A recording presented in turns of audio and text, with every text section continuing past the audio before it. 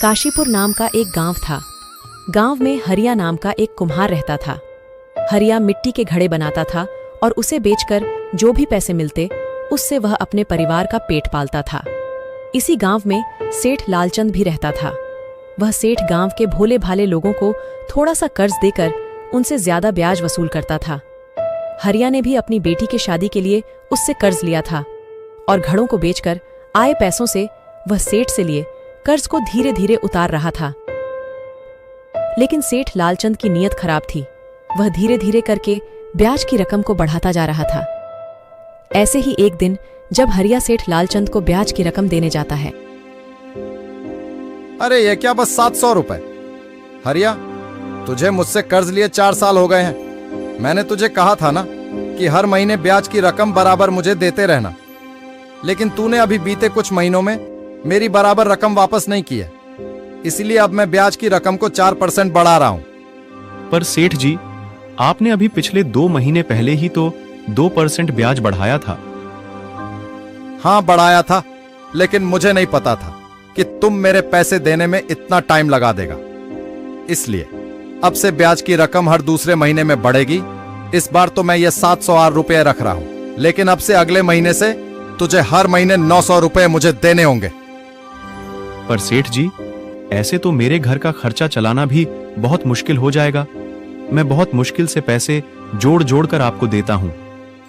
देख हरिया, ये सब मैं नहीं जानता 900 रुपए देने हैं, मतलब देने हैं, वरना तेरा जो घर है ना वह मुझे जबरदस्ती हथियाना पड़ेगा। या तो तू मुझे मेरे पैसे हर महीने देता रहियो या फिर अपना घर। ठीक है सेठ जी, मैं आपको हर महीने ब्याज की रकम देता रहूंगा, पर आप घर लेने की बात ना करें। एक ही तो छत है हमारे पास, अगर वह भी आप ले लेंगे तो हम कहां जाएंगे। हरिया चुपचाप घर वापस आ जाता है और घर आकर फिर से घड़े बनाने लगता है। तभी हरिया को परेशान देखकर उसकी माँ उससे पूछती है, क्या हुआ हरिया बेटा, तुम इतने परेशान क्यों दिख रहे हो? हरिया अपनी माँ को वह सारी बात बताता है जो लालचंद ने उससे कही थी। मैंने तुझसे पहले ही कहा था बेटा, यह लालचंद एक नंबर का लालची इंसान है, इससे कर्ज मत ले। पर तूने मेरी बात नहीं मानी। यह लालचंद बस गरीबों का खून चूसना जानता है।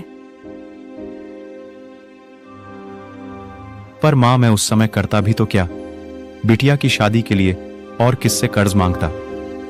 मेरे पास और कोई रास्ता ही नहीं था। अब मुझे और ज्यादा मेहनत करनी होगी, पहले से और अधिक घड़े बनाने होंगे, जिससे मैं ज्यादा से ज्यादा घड़े बेच सकूंगा। अच्छा मां, सारे घड़े बन गए हैं तो मैं इसे यहां पर सूखने के लिए रख देता हूं, और बाकी जो घड़े सूख गए हैं उसे मैं बाजार लेकर जा रहा हूं। हरिया अपने बनाए हुए सारे घड़े लेकर बाजार चला जाता है और वहां पर घड़े बेचता है। सारे दिन मेहनत करके भी वह ज्यादा से ज्यादा 15 से 20 घड़े ही बना पाता था, और घड़ों को बेचकर जो पैसे आते थे वह अपनी माँ को जमा करने के लिए दे देता था। लेकिन अब सेठ के द्वारा ब्याज की रकम ज्यादा बढ़ा देने की वजह से हरिया को समस्या आ गई थी, क्योंकि हरिया की कमाई तो उतनी ही थी। अब हरिया दिन रात मेहनत करने लगा था।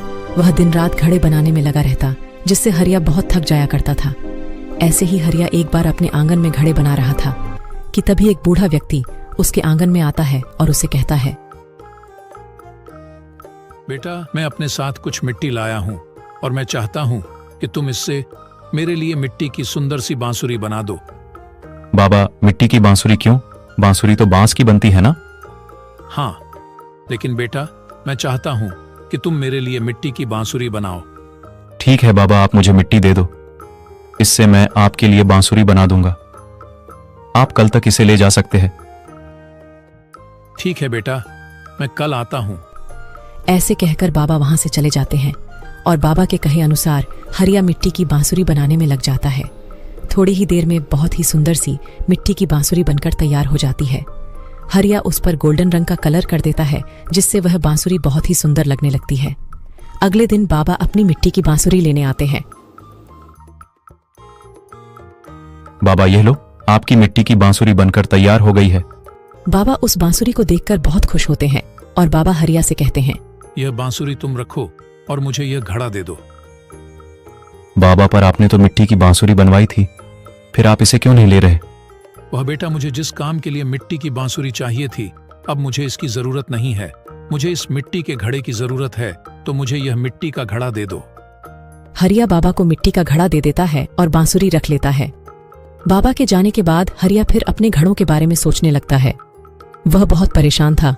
तभी उसकी नजर उस बांसुरी पर पड़ती है और हरिया घड़ों के बारे में सोचते हुए मिट्टी की बांसुरी बजाने लगता है। बांसुरी में से बहुत ही मधुर धुन निकल रही थी।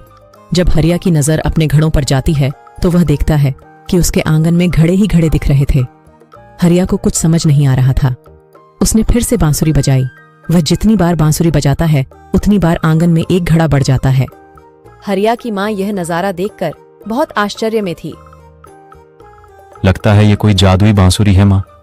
हाँ बेटा, लगता है ये कोई जादुई बांसुरी ही है। और वह बाबा भी कोई जादूगर या कोई महान गायनी होंगे जिसने हमारी मदद की है। आज हरिया के पास बहुत सारे घड़े थे। वह सारे घरों को लेकर बाजार जाता है और सारे घड़ों को बेच देता है। आज हरिया की अच्छी कमाई होती है। आज वह 2 गुना पैसा कमाता है। सारे पैसे लेकर हरिया घर जाता है और अपनी माँ को दे देता है। इसी तरह 1 महीना गुजर जाता है। हरिया ने बाजार में एक नई दुकान खरीद ली थी और वह वहीं पर घड़े बेचा करता था। हरिया के दुकान पर कई डिजाइन के अलग अलग घड़े थे, जिन्हें लेने के लिए लोगों की भीड़ हमेशा ही उसके दुकान पर लगी रहती थी। ये लो पैसे, इस महीने बहुत अच्छी कमाई हुई है। इन पैसों को तुम जमा किए हुए पैसों में रख देना। कल सेठ लालचंद को ब्याज की रकम देने का दिन है। माँ, मुझे 900 रुपए दे दो। मैं सेठ के पैसे देकर आता हूँ। नहीं हरिया, अब तू सेठ को 900 रुपए नहीं देने जाएगा। इस महीने हमने बहुत अच्छी कमाई कर ली है, इतनी अच्छी कि हम उस लालची लालचंद की सारे पैसे एक ही बार में दे सकते हैं। ये सारे पैसे ले जा और उस लालची लालचंद का सारा हिसाब कर देना। माँ की बात मानकर हरिया सारे पैसे ले जाता है और लालची लालचंद का सारा हिसाब कर देता है। सेठ जी, अब मैंने आपका सारा हिसाब कर दिया है। अब आपका मेरे पर कोई भी कर्ज नहीं है। वह सब तो ठीक है, लेकिन ये बता कि तेरे पास अचानक से इतने सारे पैसे कैसे आ गए? कल तक तो तू 700 रुपए देने में भी बहुत आनाकानी कर रहा था और अचानक से सारा ब्याज एक ही बार में दे दिया। हाँ सेठ जी, क्योंकि मेरा व्यापार अब अच्छा चलने लगा है, जिससे मेरी अच्छी कमाई हो रही है। आप गरीब लोगों की मजबूरी का बहुत फायदा उठाते हो। लोग मजबूरी में आपके पास आते हैं और आपसे पैसे उधार मांगते हैं, लेकिन आप तो बस गरीबों को लूटने में लगे रहते हो। आपने मेरी गरीबी और मेरी मजबूरी का बहुत फायदा उठा लिया, लेकिन अब बस, आज के बाद मैं आपसे कभी पैसे नहीं लूंगा। और हाँ, गांव के भी भोले भाले लोगों को तुमसे कर्ज लेने के लिए मना कर दूंगा, क्योंकि तुम झूठ बोलकर पहले कर्ज देते हो, फिर कर्ज का पैसा बार बार बढ़ाकर लोगों की मजबूरी का फायदा उठाते हो। इतना कहकर हरिया वहां से चला जाता है। अब हरिया की जिंदगी पहले से बहुत अच्छी हो गई थी। हरिया ने गांव के भोले भाले लोगों को सेठ लालचंद की बुरी नीयत के बारे में बताया, जिससे गांव के लोगों ने सेठ लालचंद से कर्ज लेना बंद कर दिया। अब हरिया गांव के लोगों को कर्ज दिया करता था, वह भी बिना ब्याज के। गांव के लोग भी बहुत खुश थे, क्योंकि उन्हें अब कर्ज को भरने के लिए ब्याज नहीं देना पड़ता था। इस तरह वह बाबा के दिए जादुई बांसुरी ने केवल हरिया की जिंदगी को ही नहीं बदला, बल्कि गांव की हर लोगों की जिंदगी को बदल दिया।